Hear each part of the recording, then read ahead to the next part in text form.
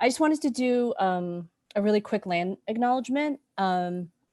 So of course, the first inhabitants of Lower Manhattan, which is where the gallery sits in, Apex Art Gallery sits in Tribeca. A lot of the work that I'm involved in Chinatown, but also even Sunset Park, Brooklyn, which I'll get into where I grew up, is the land of the Lenape, Hoking Lenape people. And of course, the artists who are represented, who will be talking later today, you'll hear from around the country. But specifically Manhattan, which is really Manhattan, were occupied by Lenape people. And we must pay respect to Lenape people's past and present future and their continuing presence and struggles on their homeland. So no conversation about gentrification and displacement can be had really without this acknowledgement, this first acknowledgement, that we are again here in New York, standing and sitting on, living on occupied Lenape land. So again, thanks to Apex for the opportunity. I wanted to just start really quickly with a quote, and it's a quote actually from the essay, which we'll be putting links into the chat. But it's a quote by social activist Grace Lee Boggs. And I think this speaks very much to this moment we're in terms of imagining and futures, and this idea of sort of a brighter future that we're imagining right now that we can enact and participate in from the grassroots, from the bottom up. She says, a revolution that is based on the people exercising their creativity in the midst of devastation is one of the great historical contributions of humankind. And I think that really speaks to the moment we're in. I wanted to share a little bit about the inspiration for my work. And you can, again, read more about the artist and myself, on the main exhibition site. And I want to waste the time kind of going through my bio or anything like that. But I basically describe myself as a socially engaged artist, an activist, and agitator, and educator. But I first wanted to just say that, we all acknowledge what a very difficult time we're in on so many levels. 2020, we all are just waiting for this 2020. I mean, pardon my French, but this clusterfuck of a year to finish, to be gone. But I also think that the show's theme and the title is very apropos to what we're experiencing right now in 2020, and imagining degentrified futures really intersects with all the issues that we care about, right? Around racial and economic justice, immigration, healthcare, right? Now more than ever around healthcare, environmental justice, and other issues. And we also know that in this moment, although I think most of us here are really relieved at what happened over the weekend with the elections, we know that electoral politics is just the floor, it's not the ceiling. We know that there's plenty wrong with the two-party system, and we all know that we still have to organize and fight like hell for everything we believe in, right, under this Biden-Harris administration. And I'm not going to make this talk about politics, but I just wanted to say that that's really important to put that out there. So in this moment, what kind of future do we want to envision and enact? How will we continue to fight? What is the role of artists and cultural workers? We know that we often know what we're fighting against, right? Especially in the activist world and the organizing world. But what are we actually fighting for? And what is the role of the artists and cultural workers to help us, especially in this critical juncture? So we want to give ourselves that permission to dream, imagine, and unleash our imagination.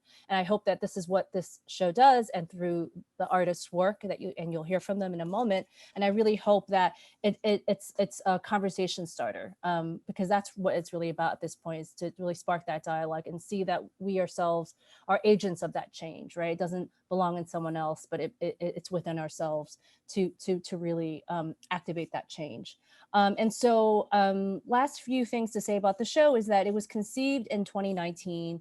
And again, thank you so much to Apex Art for this opportunity. And long before the COVID-19 pandemic, and before this last this last host of uprising that we've seen in the Black Lives Matter movement. So this was conceived before the killings of George Floyd and Breonna Taylor that sparked this civil rights uprising. So it's just important to just notate that, but that it's revealed new urgencies, right, to be addressed in the future of urban development.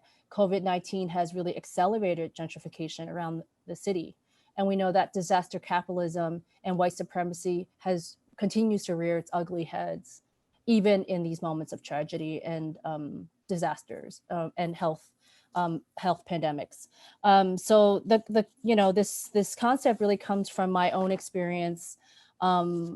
Living in Sunset Park. I was born and raised in Sunset Park, Brooklyn. And this image you see here actually is a photography project that I've been working on along with a video project that I started a couple of years ago called Displaced in Sunset Park.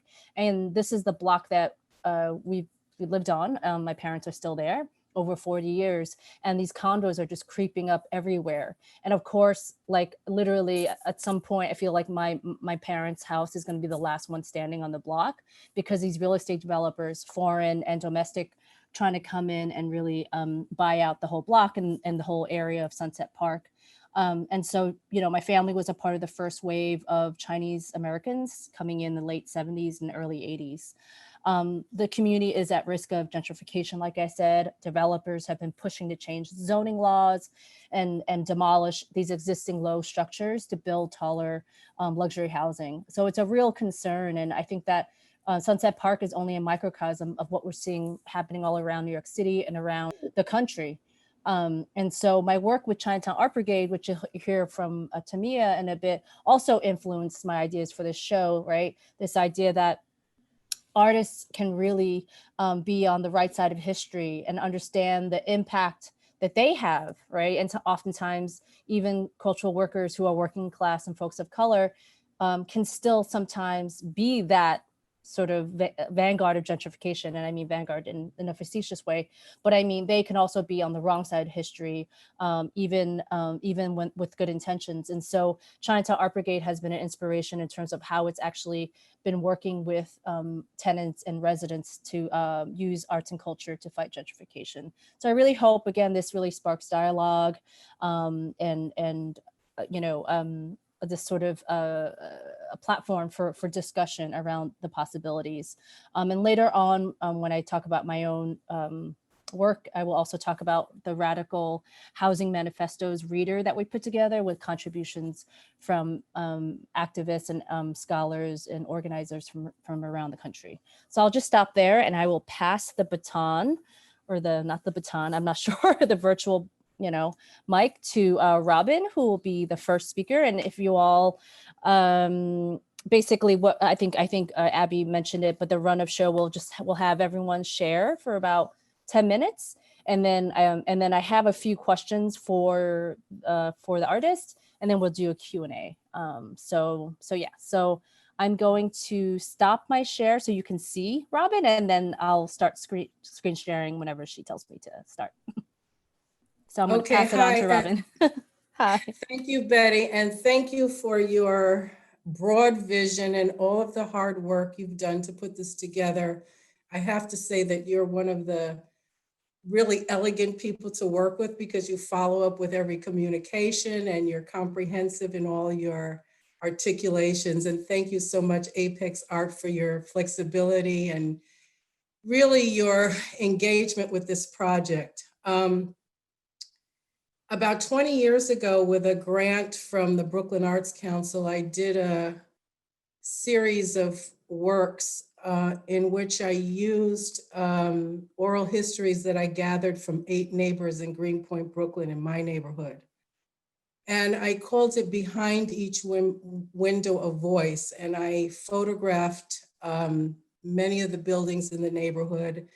And I created a mixed technique series of works on paper in which there were images that reflected the histories of each of these neighbors, almost all of whom were immigrants and were juggling 2 conflicting realities. Either they were conflicts of class, religion, nationality, race, ethnic uh, identity. So they talked about the struggles that they had coming to specifically New York, living in New York, raising their children, acclimatizing themselves to how they saw the culture here, the society here. But they also talked about a lot of the polarization within their families based on a range of different aspects of identity. And I stayed with that concept and have been developing it in different ways through the past years. One of the things that I seem to be doing is using somehow a reference to house or building or structure as a way to indicate identity, being grounded, a safe place, hopefully a safe place, because house is not always safe for everybody. But to indicate the base or the visceral essence of a community, a family, a society. So I've been using different ways of showing house and structure. The other aspect of it is I'm trying to express that the structure of our society is really based on a combination of different people coming together. And because my work is dealing with a lot of social equity issues or lack of social equity, I try to juxtapose text and images of varying degrees of being entitled or victimized or sidelined. So Betty, I guess you could start with the first image.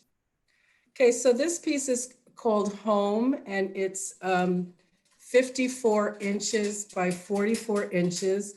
And I start with a series of small colored pencil portraits, and I digitally maneuver them with elements of houses or other prints or images that I have created. And then I have them printed on a large format printer. And then I paint and draw on top of them. So here we're seeing a variety of different faces. Some of them are portraits of people that I know. Some of them are taken from images of people that I find on the internet, and I sort of collage them together and draw pictures from. But the text is really kind of revealing the fact that although we live in New York City and we really believe ourselves to be very welcoming and knowledgeable about people who come from backgrounds or origins remote or unfamiliar than our own, we really are very limited in our understanding of what most of our friends, neighbors, colleagues are dealing with. So here I have some quotes, some text that indicate they're all actual things that were said to me. And one is, I lost my job of 26 years because they outsourced my factory to Malaysia. So I am with two brothers, a daughter, three cousins, a best friend, and a wife who have no jobs now. How could they do this to us?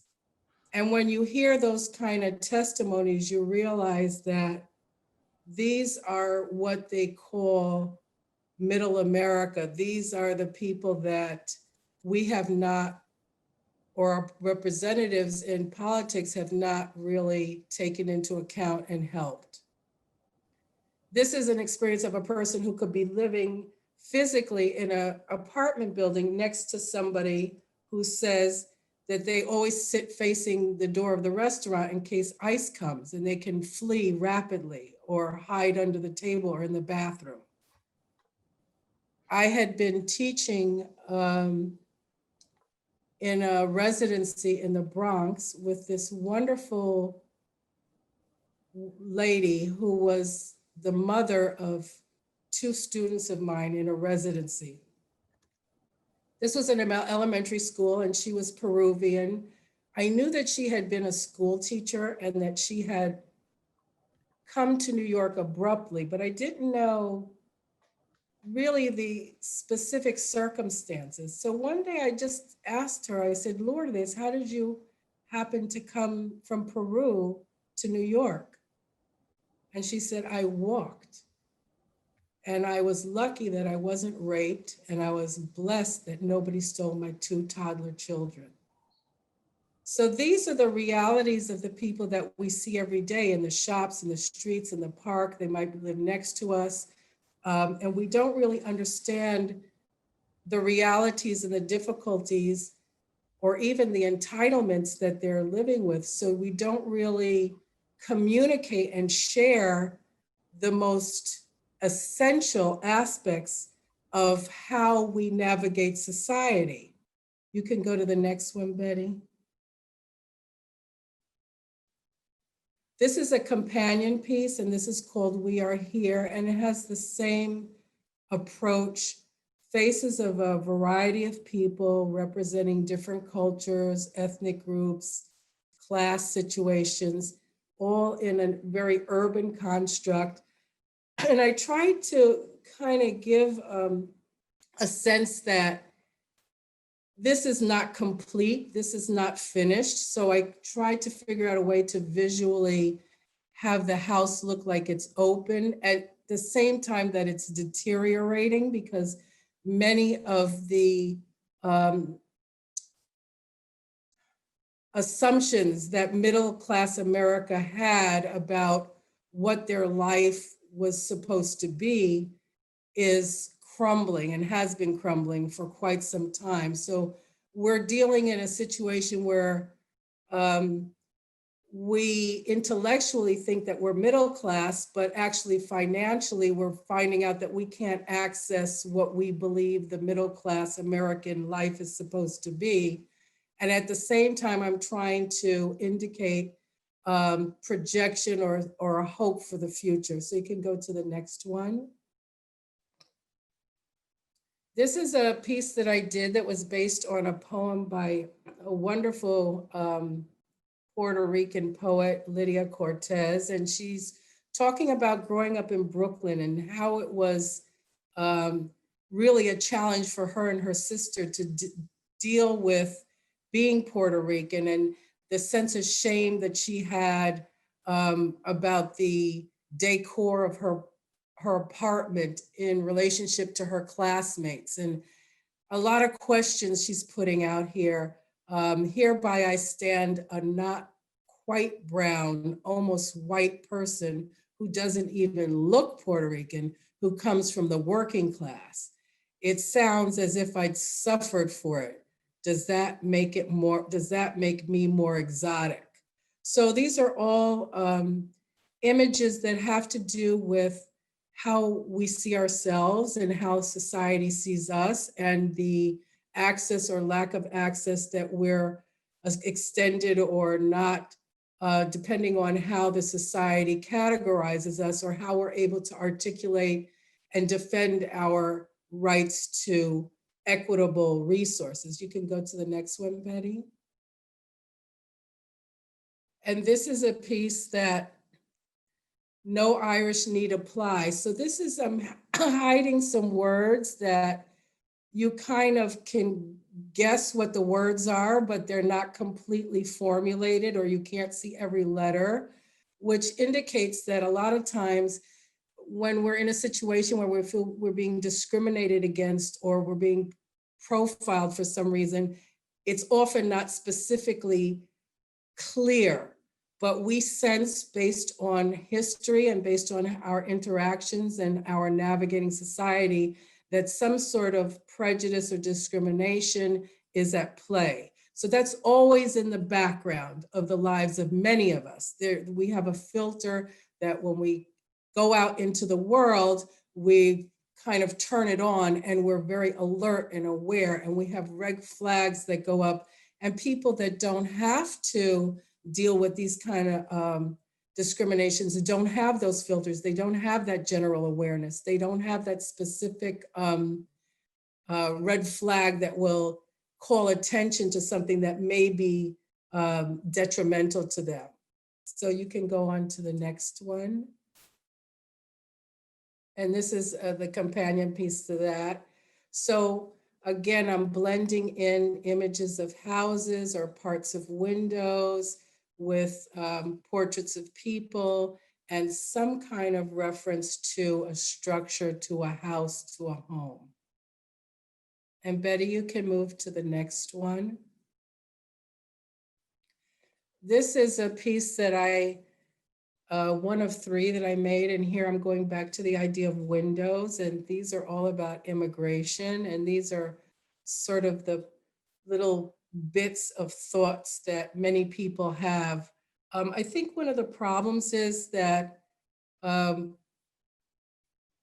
in New York City, and particularly I would imagine most urban centers where you have a range, a variety of people from different ethnic groups, national origin, religion, gender identification, you really are not aware unless you really have these difficult conversations of the kinds of filters that people have to deal with on a daily basis and the drain and toll that it takes on them spiritually and intellectually and emotionally. So here I'm just trying to indicate that there are people that are, you can see them in a way clearly, but you can't see all of them. And there's always some kind of barrier or something preventing them from accessing the rights and resources that they are entitled to or should be entitled to. So you can go to the next one if there is a next one, Betty. And this is just a continuation of that. And I try to show, what I do often is I take photographs of people and I kind of digitally merge them together. So I'm taking parts of the facial features from somebody from one ethnic group and mixing it with somebody else with another ethnic, from another ethnic group to try to show a face that is integrated or cross-referenced. So I think that that might be all of the images that I'm presenting today, but I just want to say that my goal is to call attention to, explore, share the backstory, because the backstory that a person has really indicates their entire track of life and really gives us an understanding of a lot of human endeavor that we're not familiar with. So I guess I can stop there. Yes, thank you so much, Robin. That was amazing. Thank you. I'm sort of doing jazz fingers for applause. So we're going to move swiftly into Tamia Arai, who I don't think needs introduction. None of you do, really. You guys are amazing. But Tamia is an amazing artist in her own right, and also a co-founder of Chinatown Art Brigade. And I think she will be sharing her own screen. So I'm just going to pass the virtual microphone to Tamia Arai. Thank you, Betty, and thank you, Apex Art, for inviting me to be in conversation with Robin and Sandra and Rashida. I actually go way back with Robin. We met in the 1980s, almost 40 years ago, and we're both printmakers, so I really love seeing your work, Robin. It was very powerful. And Rashida, it was so nice to see you again. We met in A Blade of Grass as fellows in 2016. So I'm just going to jump right in to this presentation. The Chinatown Art Brigade is a cultural collective of Asian diasporic visual artists, media makers, educators, activists, and agitators with deep roots in New York Chinatown. We believe that our art, our activism, and our love for our communities can help build a powerful movement for social justice. As a co-founder of the brigade, along with Betty Yu and Mansi Kong, my personal reasons for focusing on themes of displacement began with a decades-long exploration of the immigrant experience. Every Asian family has a migration story, and these migration stories acknowledge the shared history of uprootedness, precarity, and the desire to give meaning to the spaces we settled in. Settlers on stolen land, I should add. And a desire to push back against centuries of discrimination, to embrace what cultural activist Roberto Bedoya refers to as the politics of belonging and disbelonging. Before you have spaces of belonging, he says, you must feel you belong. This composite of maps and layered histories offers a bird's eye view of Chinatown and was created for Archaeology of Change, Tales of Gentrification from Manhattan's Chinatown, an oral history project in collaboration with writer Alina Z, who wrote about the project. Conducting oral histories and workshops with people who lived and labored in Greater Chinatown, we sought stories about how the place had changed, memories of the neighborhood's past rhythms and present character, and opinions about its future transformations. In other words, rather than understand gentrification as an abstract concept, we wanted a sense of the riotous and complex set of histories that made Manhattan Chinatown such a storied neighborhood to begin with. Today, my work is intimately tied to today's themes of imagining degentrified futures. Since the Chinatown Art Brigade's founding in 2015, we have facilitated a series of cultural responses to displacement, working closely with our partners, the Chinatown Tenants Union, a division of CAV, Organizing Asian Communities. We've staged large-scale light projections with messages fighting gentrification and have adapted creative placekeeping strategies that don't just preserve buildings, but keep the cultural memories associated with our communities alive. By grounding this work in a process of social recall and uplifting histories of resistance in Chinatown, we have used these storytelling platforms to mobilize, protest, and fight to keep people and their families in their homes. I just wanted to share the People's Pad, which is one of our, the ways we built in interactivity in these projections. They were a way for people to write messages in real time and have them projected onto the walls. It was particularly powerful as a way to get Chinatown residents to use their own voices and their languages to share the concerns that they had with the community and see those messages that were written in Chinese projected, on the walls of Chinatown buildings. Building coalitions and exploring the ways in which artists can work effectively with community groups has been one of our core strategies. I just wanted to share this to show you where we were four years ago. In addition to our local partners, we have collaborated with the Illuminator, an art activist collective that has staged hundreds of projection interventions in public spaces, transforming the street from a space of transit and consumption into a site of engagement, conflict, and dialogue. And this will be our 5th year as members of Decolonize This Place, an action-based formation in New York City of grassroots groups and arts collectives that seek to resist, unsettle, and reclaim the city and its cultural institutions through an abolitionist lens. In a Chinatown overrun with over 100 galleries, we have called on artists and cultural institutions to put an end to art washing practices that are driving out tenants and raising rents.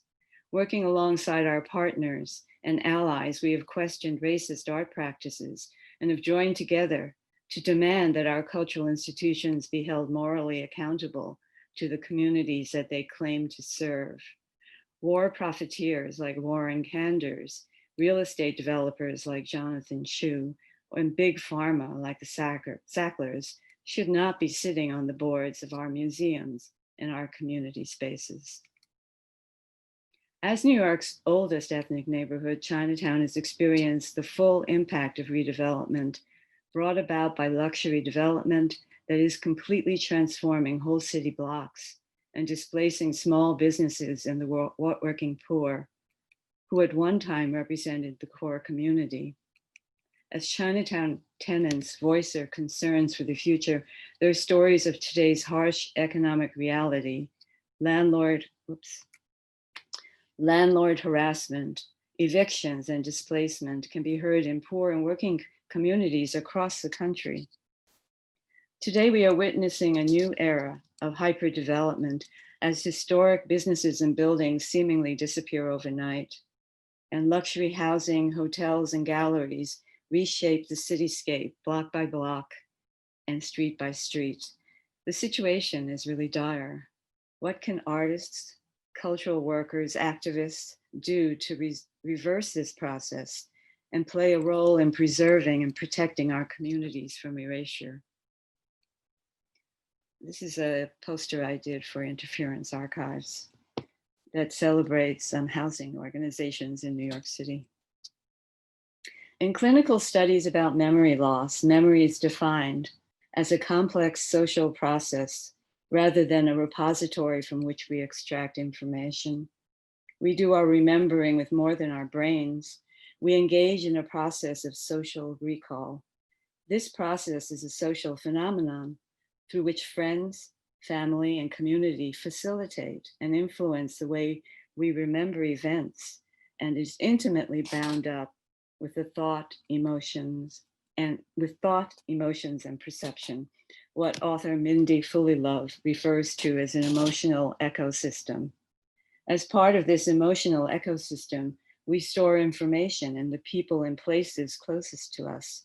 And when we lose those co-holders of information in the form of families, neighborhoods, and the spaces we love, we often feel as if we've lost a part of ourselves.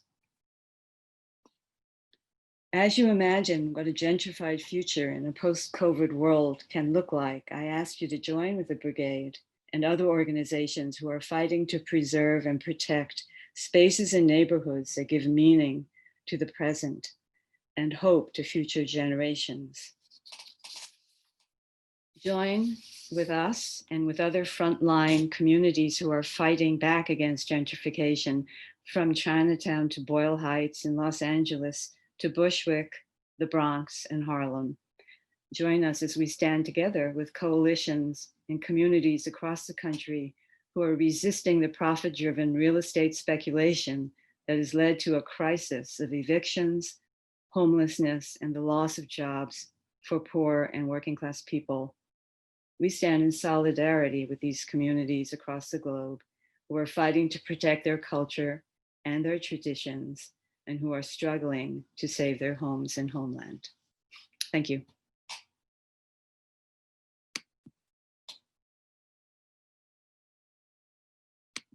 Oops. That was amazing. Thank you so much, Tamia. That was awesome. So, I love that last image that you rested on. Okay, great. And if you can stop screen sharing, applause. And then we're gonna swiftly, I'm gonna swiftly introduce the next speaker, who I'm also super excited about presenting, and love her work a lot as well, tremendously. And from the West Coast, we're gonna get a different flavor. I'm gonna hear from Sandra de la Loza, who, I'll let her introduce herself and the work in the show as well. So I'm gonna pass it to her, and just let me know whenever you want me to start to screen share. I will start to screen share. Thank you. So good to see you. Yeah.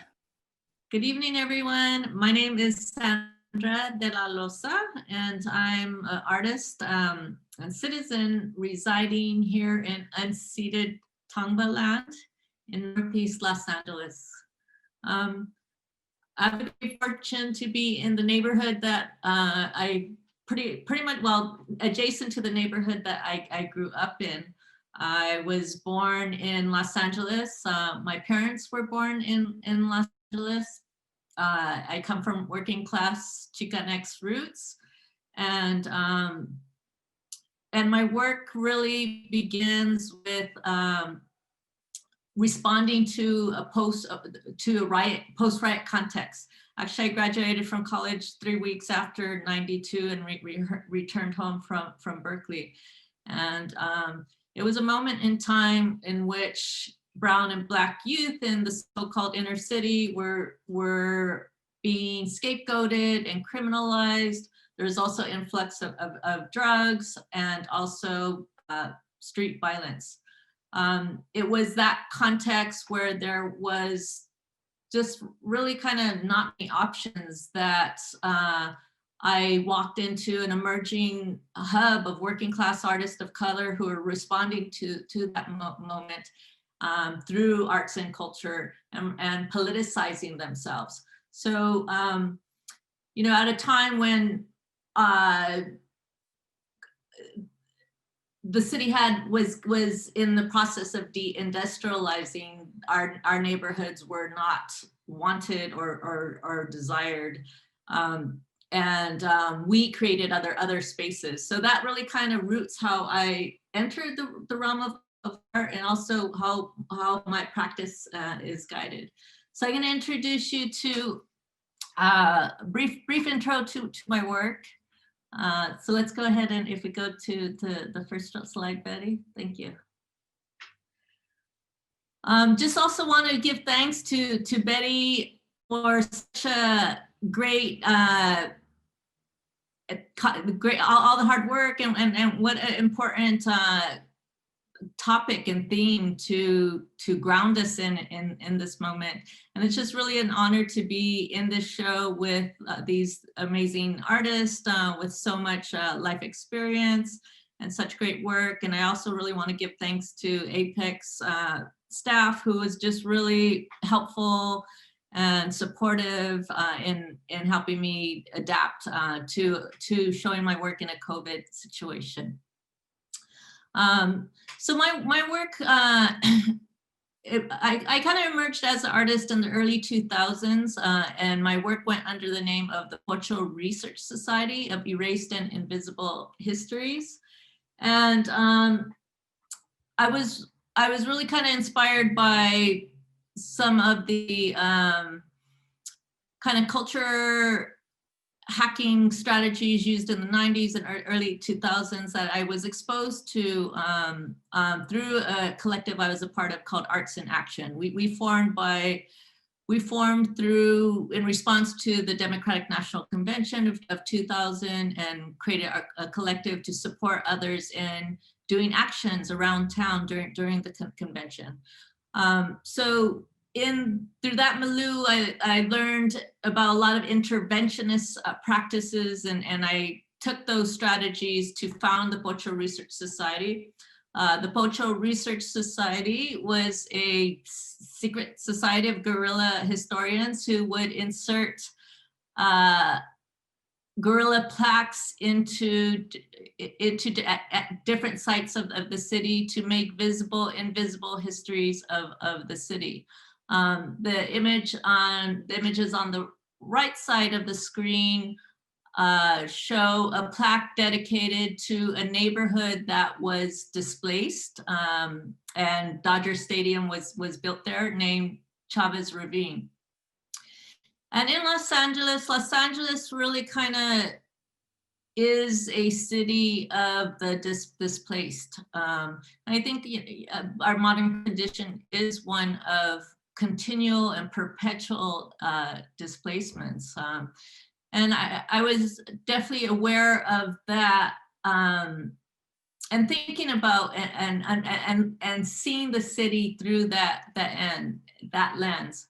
I think now, I think also this early work reflects also my evolving consciousness. I think now we are a lot more aware of Native Tongvan and Gabrielino peoples and their histories, and also their present work as well. You know, but Los Angeles is a baby city, and a lot of what was built within less than 100 years. So So we could go to the next slide. So these questions of displacement were something I was really aware of and concerned about, and was aware of how, was really interested in how displaced working class people created home and created space in the city, and that how that manifested in the in culture, in popular culture, and also in physically in the transformation of existing architecture through informal transformations. The ways that we, through our forms of resiliency, was like transforming space and making home and creating home. And that was the LA I knew, that was the LA I loved, and that was LA I grew up in. Come 2008 to mid 2000s, I began to see that shifting, and what we now call gentrification. That force was rapidly transforming cities around the downtown LA urban core. I was facing displacement. I was living in a neighborhood called Echo Park, and moved to Northeast Los Angeles, Highland Park, where I reside now. And gentrification kind of was in full effect when I came. The summer that I moved in, the main street where small businesses, you have a cluster of small businesses, maybe like with a 3-block radius, 20 businesses went out of business in a summer. So I had been doing anti-gentrification work in my previous neighborhood. When I moved to Highland Park, I hooked up with friends, comrades, and they had already formed a collective called the Northeast Los Angeles Alliance. And so many of you have probably heard of Defend Boyle Heights, and we've been shared space with Defend Boyle Heights, but we precede Defend Boyle Heights by maybe three years or so. And what we did as the Northeast, just want to share a little bit about how we worked. And one, we just kind of wanted to gather and understand the displacement and the processes that were producing displacement. So research became a really important part of our work, and research manifested in a lot of different ways. Through going to planning meetings, to reading history, to co-learning with other groups around the city. And through that process, then we would hold workshops and use popular education forums to engage local residents, and also identify recently bought up buildings, and reach out to tenants right sometimes in the process of receiving letters of eviction as developers were buying apartment buildings and flipping them quickly and kicking out old residents and fixing them up and then doubling or tripling the rents.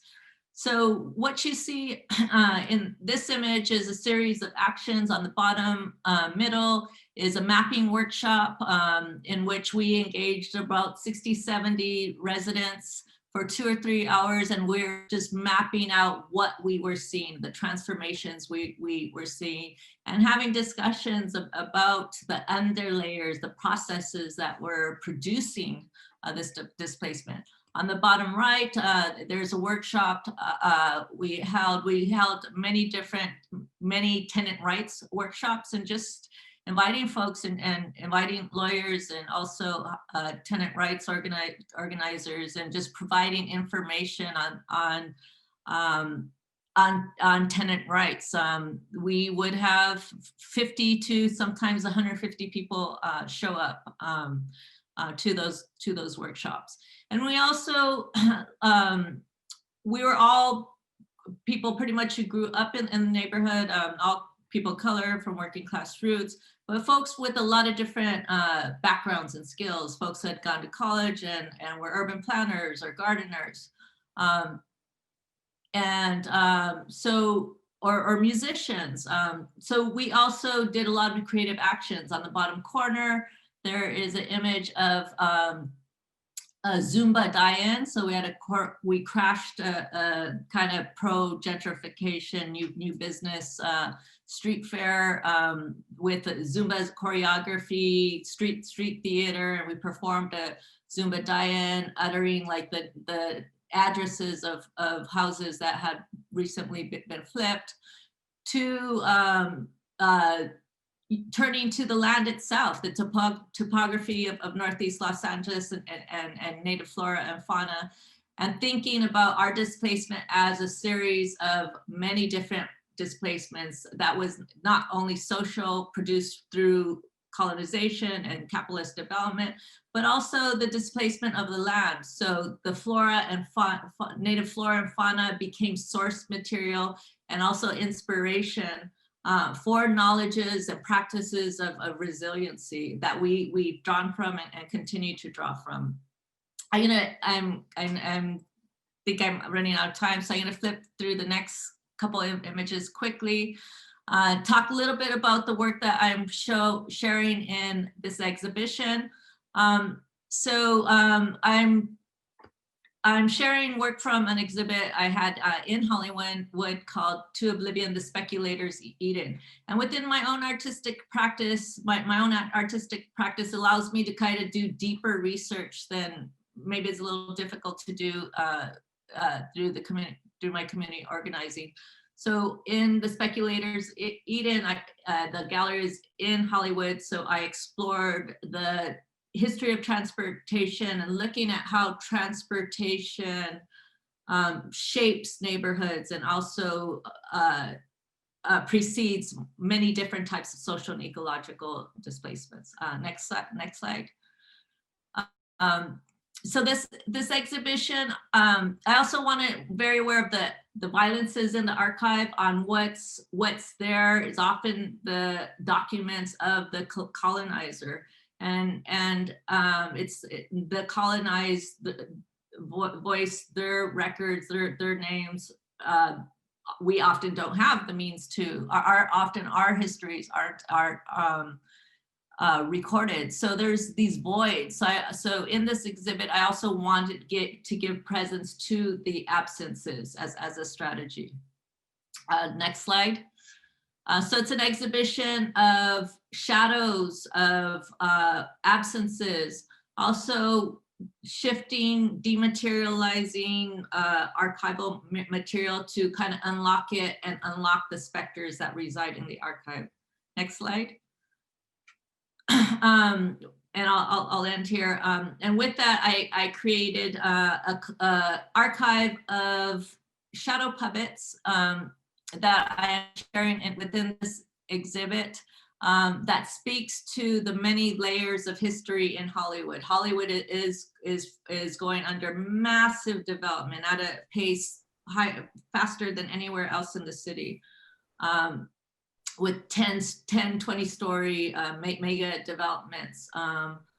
And so in the exhibit, shadow puppets that include that history also include the first settler colonialist archives from that era, but also archives that also honor the native ecology, the flora and fauna that lives on that land.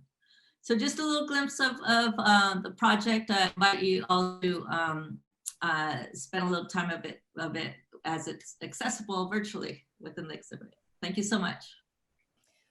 Thank you so much, Sandra. That was amazing. And now we're going to hear from, and please hold on to your questions. We'll have some time for questions, and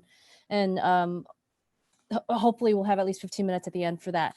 So the next speaker that we're going to hear from, and I'm super excited about her as well, is Rashida Phillips from Black Quantum Futurism. And as Tamia said, we had the pleasure of working with Rashida through the Blade of Grass Fellowship a couple of years ago and learned about their incredible work that they're doing with their collective. So I'm going to pass the virtual mic to Rashida. Yeah, so thank you. Thanks again. Thanks to everyone, my co-panelists. Thank you, Betty. Thank you, Apex, for having us. And, I agree with my co-panelists of just like making space and figuring out a way to still have this show in spite of everything happening. It means so much. I'm going to share my screen. And I'm just going to share a few images. So again, my name is Rashida Phillips. I'm part of the Black Quantum Futurism Collective, which primarily consists of myself and my partner, Kame Awa, also known as More Mother. We're an interdisciplinary arts collective. We do work in sort of across genre, but a lot of the work that we do is socially engaged, and as well as a lot of installation work that is based in and grounded, much of it in North Philadelphia and in Philadelphia in general. I am also a housing attorney. I've been working in housing for over 10 years. I work at an organization called Community Legal Services of Philadelphia, and do represent folks who are facing eviction as well as other forms of displacement and housing instability, and currently serve as the managing attorney of housing policy for the organization. And so as an artist and as an Afrofuturist and Black futurist and as an attorney and advocate, this is sort of the ways in which I ground my work, and thinking about time, thinking about temporality, and really thinking about advocacy in terms of temporal abundance, thinking about temporal conflicts, inclusive futures, how we open up the past, how we open up the future, how we open up access to these spaces that Black people, brown people in particular, are often left out of, are often cut out of their past, or cut off from the future, in very literal ways, of course, and as well as other more abstract ways as well. So a lot of our work is grounded in these concepts, and in Philadelphia, housing discrimination and housing instability is pervasive. It mirrors a lot of what other communities are experiencing and what my co-panelists have talked about, but in very particular ways that I see, again, in my role, that Black and Hispanic women are locked out, where Black and Hispanic men are locked up, as scholar and sociologist Matt Desmond would say. And so in Philadelphia, eviction is the leading cause of homelessness and housing instability, but it impacts particular people in particular. So 74% of the people who end up in eviction court, for example, are Black women. And communities and where poverty is concentrated is in very specific areas of the city. And so there's a lot of segregation as well as housing discrimination and all those sorts of things. And so one of the ways in which we work around this challenge at these intersections is, in particular, the project that we did that developed primarily out of the work we were doing as part of a Blade of Grass, is a space called Community Futures Lab and a project called Community Futurisms, which is based in North Philadelphia, and based primarily around a massive redevelopment project that was happening in a community whereby 1,300 properties were being taken by eminent domain by the city, and the Philadelphia Housing Authority redeveloping a large swath of land due to a bunch of different programs coming down through HUD that caused temporary displacement of folks across the city for a process that's going to play out over about 10 years. And in doing so, demolishing low public housing, rebuilding like $500,000 townhomes, mixed income housing in a very rapidly gentrifying neighborhood. And so part of the work is, in terms of working with folks and really taking a community advocacy approach to both representing folks as an attorney, but also in an artistic way and as a neighbor, and involved community member, really like sort of starting at questioning these ideas of maps, who gets to say, what is not fit for the future, and really creating this narrative around the people who live there, who did not have, a real say in what that narrative was, that this community is dangerous, it needs to be taken, it needs to be redeveloped and started over, without really leaving out so much of the history of the community, the cultural history, the memories of people who actually live there, as well as what they want to see for the future. And so the project was really about documenting this sort of redevelopment project, alongside of and in collaboration with community members in a way that amplifies their voices, their memories, their wants and needs and desires for the future, and also pushing back, questioning maps and what maps say, and maps as objective and maps as only tools that can be controlled by people who are in authority. So looking at things like Google and what Google was doing during this time of like this redevelopment of this neighborhood, and you start to see like visibly the erasure of, you know, from certain kind of house to these cheap crappy townhomes that are actually aren't cheap. They're $500,000, right? But they're not sustainable, right? And like capturing Google in its own surveillance is, you know, so that was part of it, mapping, doing a lot of mapping, but working with the community to also do mapping, doing memory mapping, doing housing journey maps. We opened up a space called Community Futures Lab and did oral history interviews, but also called them oral future interviews, really focusing on projections of folks of the community into the future, and not into as in like the future is necessarily in front of you, like layering the future with the present and with past, and you know, understanding the sort of intersections and tie-ins. So this is some of this work that we did at Community Futures Lab. We did a lot of mapping with the community, again, around future mapping, memory mapping, housing journey mapping, quantum mapping, all sorts of different ways of mapping. We worked with community members to do record and document tours of the neighborhood given by people who live in that neighborhood as cultural institutions were disappearing, being demolished, not being respected, cultural markers disappearing. Philadelphia, known as a city of murals, every mural of every Black hero, civil rights leader ever being covered up by housing, luxury housing. So really documenting with folks from the neighborhood before they are displaced, what's actually, you know, a part of that community. So I'll just show a couple more images so that we have enough time for discussion. But again, just really emphasizing mapping, emphasizing oral futures interviews. And so I just want to also show some of the ways that this project has turned into other iterations and has continued to develop. We have a spot online called futureslab.community that documents the stories of the neighborhood, and it allows folks to sign up and create accounts and document and provide their own documentation of the neighborhood. They can submit oral futures interviews, they can submit photos themselves, and then sort of document it and document, again, things that are erasing or being erased, as well as things that they want to see come into the neighborhood. We have a housing futures workbook that we continue to use to work with the community to gather, again, ideas about and you know, be able to amplify those ideas, especially in my work, again, as an advocate, amplify those through multiple channels so that these things can turn into reality, and connecting community and organizers and folks to, you know, some of those channels and using those privileges to connect folks. And that's a book that has come out of that project. So a couple more things. This is the oral futures questions that we asked. And then we also did exhibitions. And some of this work has ended up in the Degentrified exhibition at Apex. But these are, so in doing the work around Community Futures Lab, which involved a lot of really deep research into the neighborhood and the community, we just discovered all of these like sort of cultural, again, legacies that have been left out, like very retro futurist, Afrofuturist legacies.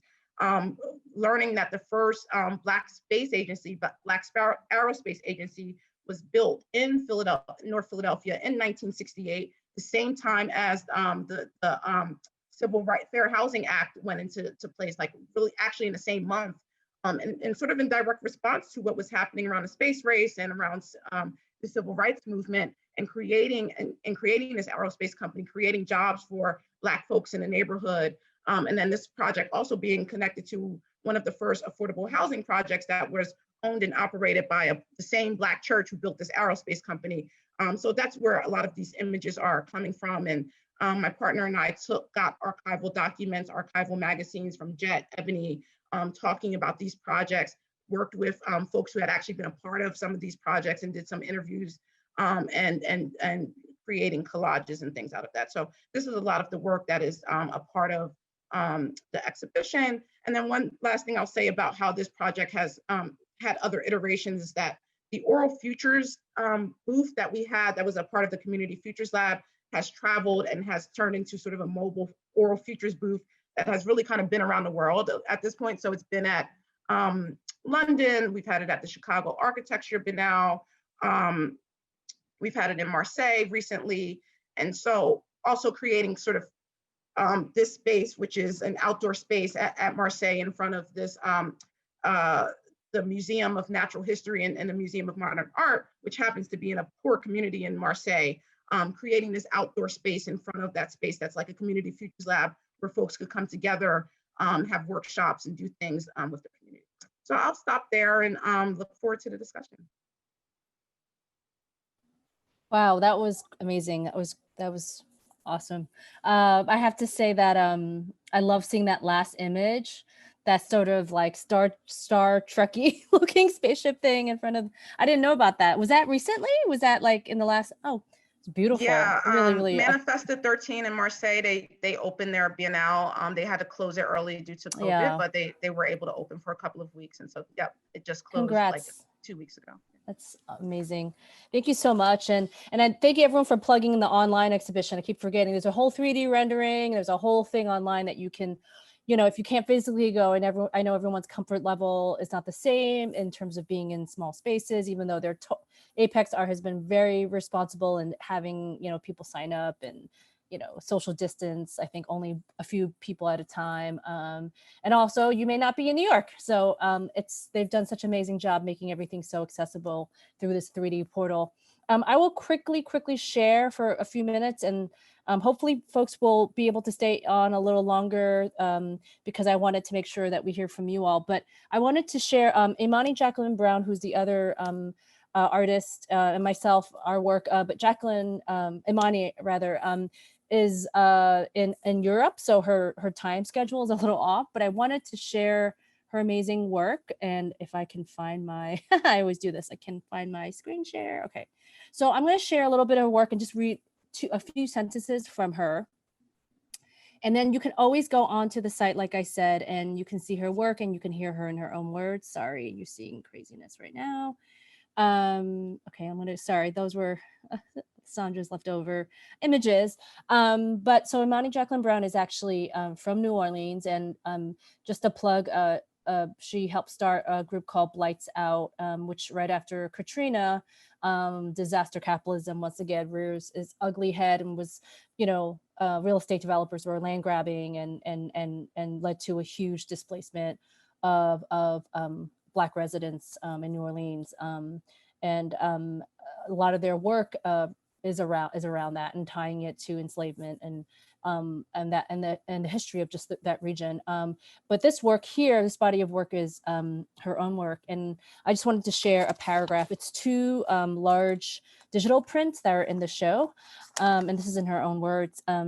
She says, through photography and writing, Imani Jacqueline Brown's work, the beginning and the end and the beginning again, contemplates a past, present, and future of the Mississippi River. By the time it flows from its origins in Minnesota and reached New Orleans, the artist's hometown, the river has become brutalized, toxified, and enraged by extractive corporations like Exxon and Texaco.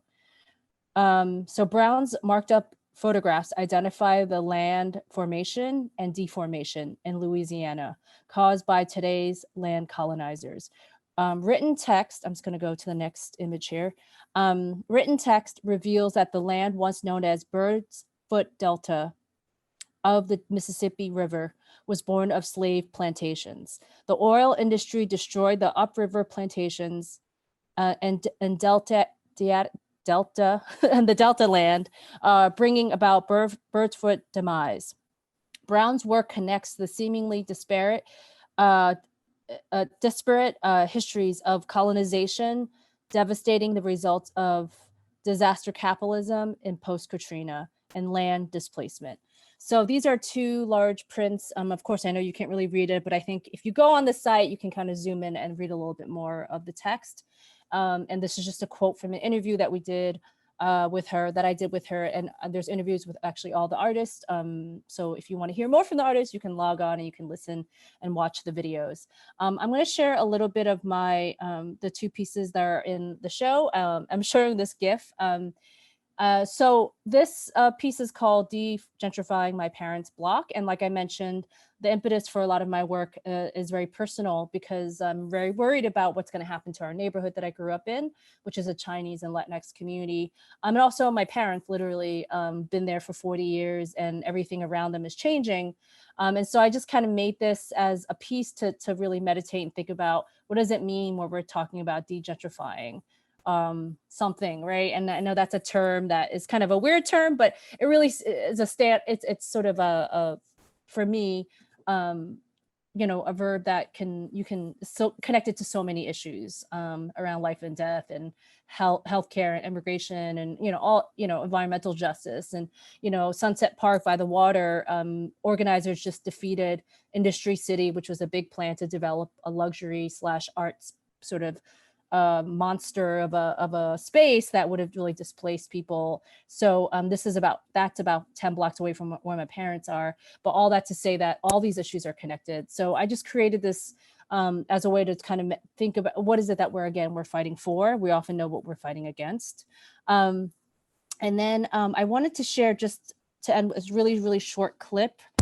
Hopefully this plays okay from the video that is playing. There's 2 screens and it started out, it was supposed to be a 360 VR experience, but because of COVID and no one's touching anything, of course, no one's putting on any goggles or anything, it became a flat screen experience. And so this is just a few minutes from that. And whoops. And I should say that, you know, what really influenced me to create this piece is not only you all as artists in the show who are doing this work, but also, you know, for us, it's also about understanding and learning from our own past and histories and how they pave a way forward for us. So I think for me, in the videos and in the image that I showed you of my parents looking at the condo that's literally right next door to their house and the worries around what's going to happen to their house, it's really about an attempt to also reimagine a new society where housing is free for all, dare to say that, right? And that real estate profiteers are outlawed. You know, all that to say that, you know, it's one of those things where we think about, okay, we know again what we're against, but and we know what we're divesting from, but what are we reinvesting into? And so you know, I was really inspired by the first community land trust, which is a farm collective that was started by, and I'm sure many of you know about this here in the call, but was started by a dozen Black farmers from 1969 to 1985 in Georgia. And again, to look back at our past and people of color who are resilient and resisting. And of course, there's so much history involved around land and occupation, and especially in the South, where a bunch of few dozen farmers came together and started their own land trust. And now we see a few hundred community land trusts across the country, of course. I'm just going to show like a 3-minute clip and I'll end with that. All power comes from the land. You would own your home, but you would lease the land underneath your home. So that's the main idea that we brought back to Southwest Georgia. More cooperative living, cooperative buying, cooperative selling, cooperative, just about everything cooperative. So we started having meetings when they returned in July and decided to create this organization that would be called New Communities. We had a list of 500 families who were willing to go to live on this land the way we proposed to live. So we had a health committee, we had an education committee, we had a committee dealing with industry, we had a farm committee.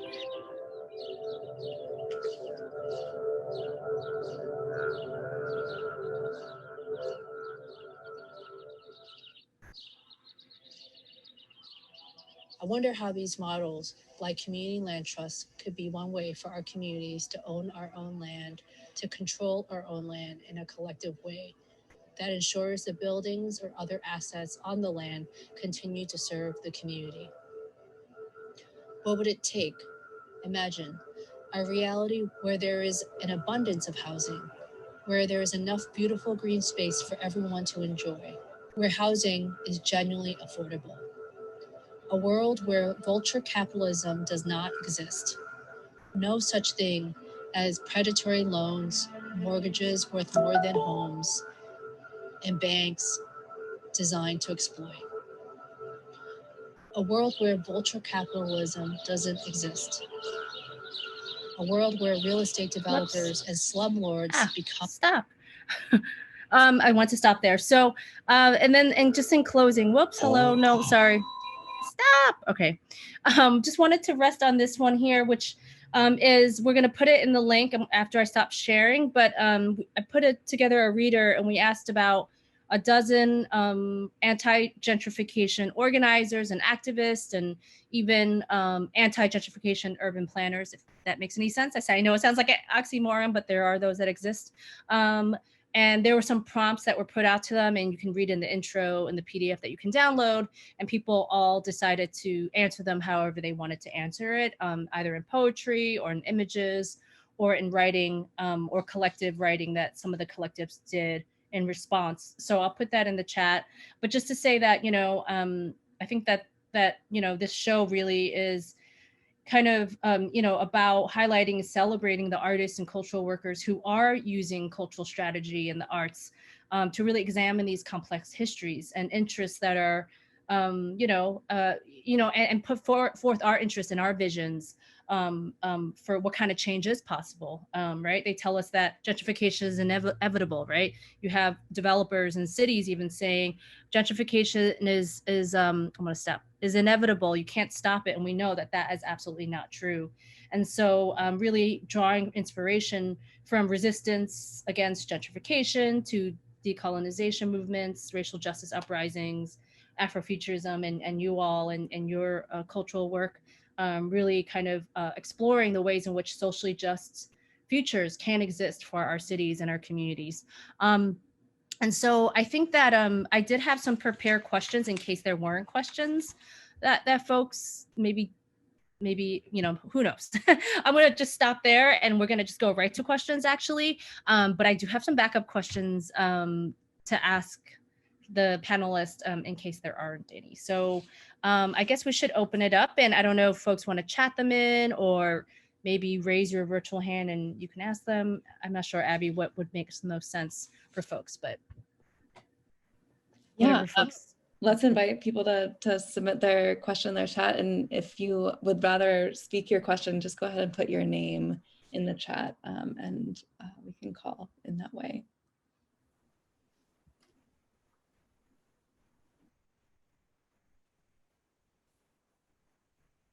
And if not, Betty, do you want to just dive in with the first question and give people? Yeah, I know sometimes I think we've answered them all. We've answered all the questions in the universe. I just have to say, we just give an applause to everyone? Like, I know everyone's muted, but I feel like I learn more and more every time I hear from each of you and in admiration. But anyway, okay, so the question the burning question I have, just because I feel like we're all in this moment of like, and I think it ties into this moment, obviously, and also just this moment we're in specifically, and then what's up ahead. So I'm just going to find my question. And okay, I was going to ask each of you, and this is tied to gentrification and organizing, and I know all of you are involved in this work. So my question is: at this time of extremist white supremacy and division in the U.S., what kind of role do you think artists and cultural workers can and should play in movements? Meaning, there's, I think that we are here at a certain juncture where there's complacency because everyone thinks, well, Biden and Harris administration won kind of, and hey, I know we all know that that's not true because it's going to have to fight like hell for every little thing, right? Because they're pretty middle of the road. But regardless of that, I just wonder in general, what do you think the role of artists and cultural workers are right now? Very much like under the Trump era, we all sort of talked about resistance, but what does that look like right now for cultural workers? Anyone can kick it off. Well, I can say that I became of age, I was a teenager in the 60s, and I have been appalled at how we're sleepwalking the past 40 or 50 years through our democracy, and appalled at the obscene activity of the Democratic Party. So I think we have to really make some sort of commitment, everybody, to become involved with the representatives that are supposed to be representing us. And we have to hold them to their word, and we have to spread the word, and we have to demand that the extremely wealthy and the corporations pay their fair share of taxes, and that money is disseminated and allocated in ways that support the deluded populace of this country. I mean, to me, it's just so clear and simple. All we do is shop and entertain ourselves. So we have to get back to the business of participating in this so-called democracy that we don't have anymore, never did really have. But I think it's very simple, and it's just a mindset that people have to embrace, and a commitment that we all, activists, community workers, artists, everybody has to really decide that we can do this. Thank you for kicking it off. Yep. Agreed. Who wants to, I'm just sort of I'm really curious what everyone thinks. Actually, I wish we could have time to hear everyone right now, because this moment we're in, but anyone wanna, Tamia or Rashida or Sandra, wanna jump in? And this is really a question around just right now, the moment we're in, like the role. I mean, I completely agree, Robin. You know, the task for artists is not to make political art, but to become organizers. You know, we need to take a stand. We need to mobilize and organize alongside, you know, all the frontline communities that are already doing this hard work of fighting against and for, you know, people. I just, you know, first of all, Betty, I really love the theme of this show, Degentrifying Futures. I find that I'm thinking about it all the time and using it a lot whenever I talk. So, you know, it's something that I think it'll take a while for me to really figure out, you know, an answer to. But, you know, I was thinking that if gentrification is the new segregation, then is it possible for us to imagine a world without racism? And it seems to me like we would have to do that before we imagine a degentrified future. Yeah, I'll jump in. Are you finished, right? Yeah. Sorry. Yeah, I think I go back to what pulled me in the realm of arts, and that is just like artists and cultural workers creating spaces, creating infrastructure for other worlds or possibilities that didn't exist in a very difficult historic and social moment. You know, for me, it was like a 90s pandemic, rise of the prison industrial complex, and a post-riot context. Where we did create a third space. We did create other worlds, other possibilities, other cultural spheres for young people that didn't exist. And so I think that I'm still inspired by that. Like I prefer to be an artist with a small a, you know, working, organizing and creating alongside a larger body. I think one thing I did with enough folks is we organized a Day of the Dead bike ride, and we made bike ofrendas on our bikes, and we invited folks, and about 100 people showed up, decorated their bikes, and we had a ride. And it was really beautiful the way that we honored the ancestors, and really organic. Different people contributed different stops and different offerings. So We're honoring the river. Went to a park where houseless folks had recently died. We honored Black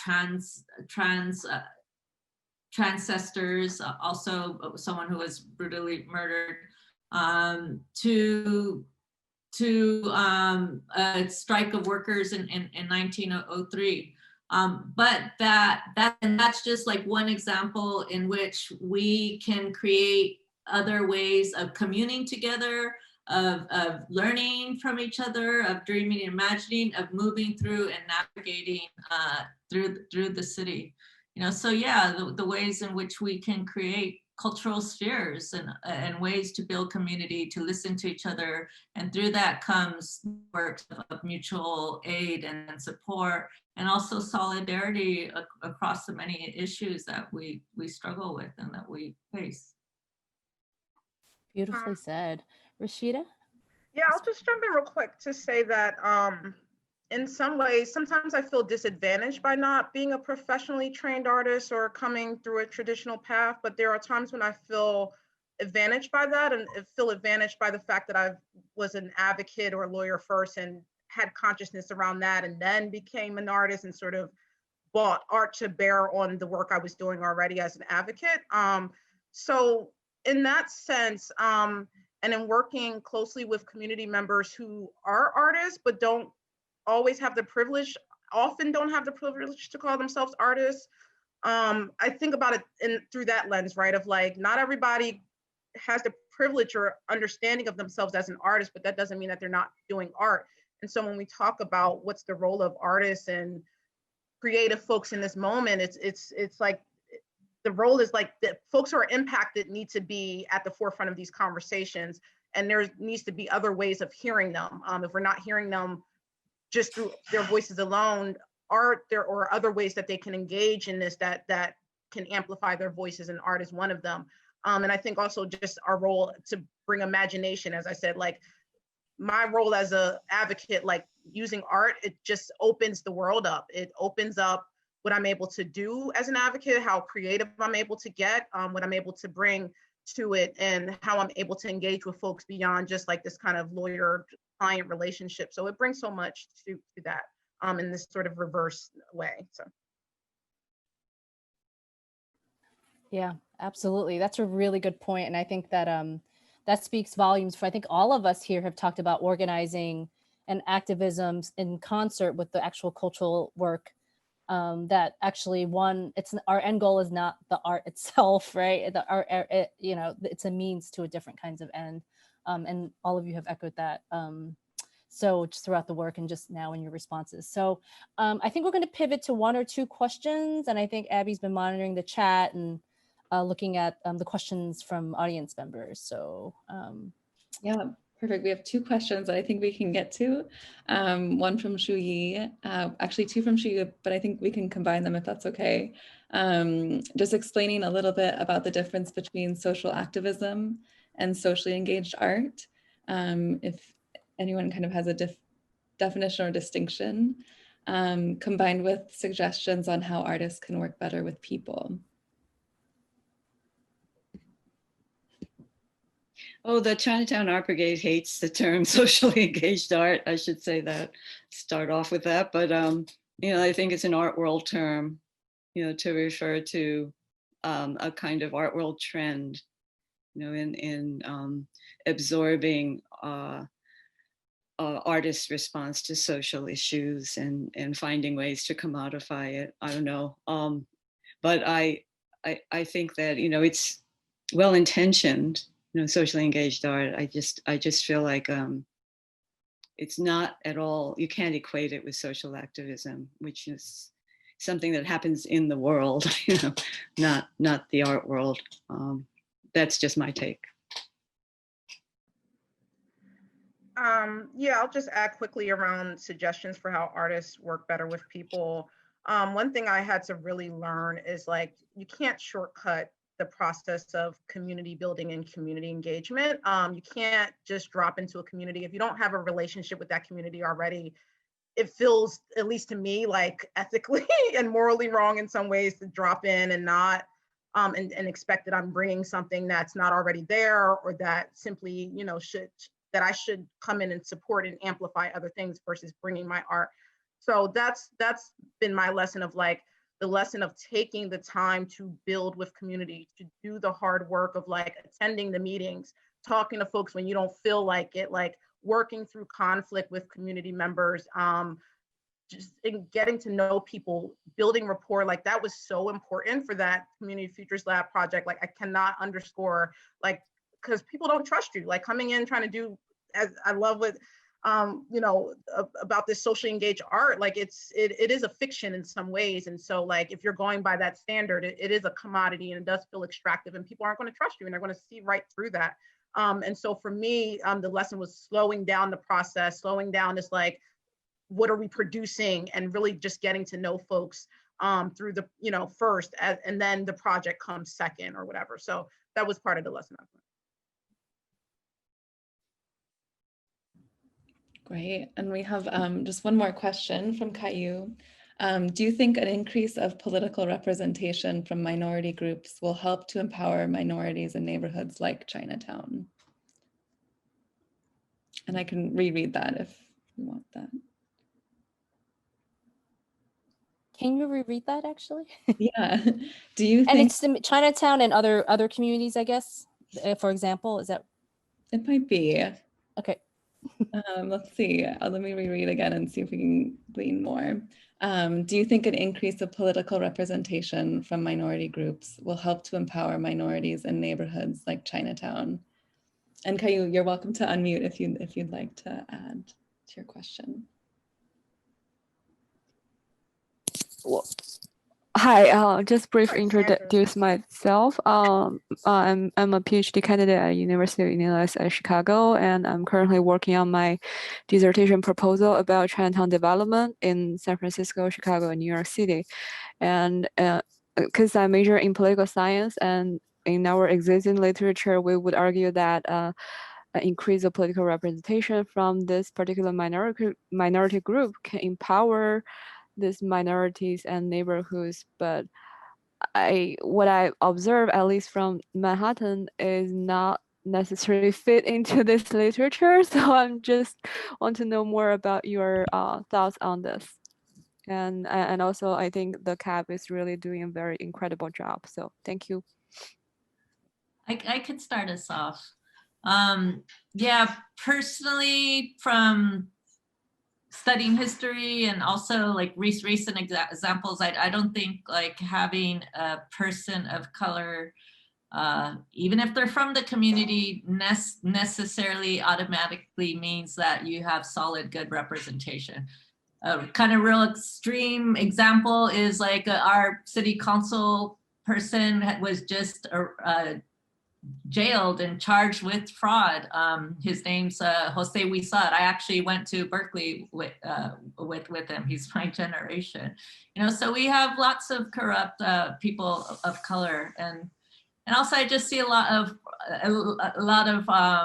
posturing and claims of representing a community just by identity. And I'm more interested in a political understanding of the needs of a community. So I've seen identity politics manipulated in political spheres.